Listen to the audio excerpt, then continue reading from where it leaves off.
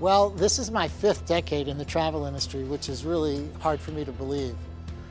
When I was a kid, I never imagined that I would become part of something as grand and inspiring as the travel industry, and it really is inspiring to me every single day. I grew up in New York City in the 1950s, in the Bronx, and it was really a tough neighborhood. I fought for my lunch money 2 or 3 times a week, so I really learned street sense at an early age that's served me well over the years. I saw plenty of my friends make poor choices, and I knew I wanted something different for my life. So I stayed out of trouble when I saw my peers going down the wrong path, and 20/20 hindsight, I'm really glad I did. My mom moved us to California when I was 13 years old, and a few years later, I enrolled at UCLA.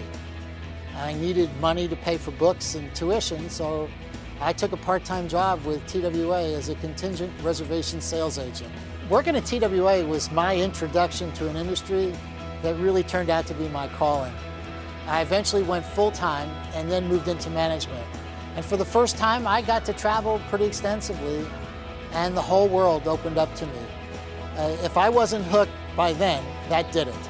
I knew I wanted a career in the travel industry, not only because I love to go to new places, but I saw travel as public diplomacy, which could be a force for world peace.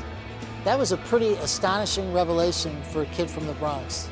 When you travel, you get to meet people who are different from you get to experience different cultures, and at the end of the day, you start to realize that despite the differences, there's a lot more similarities.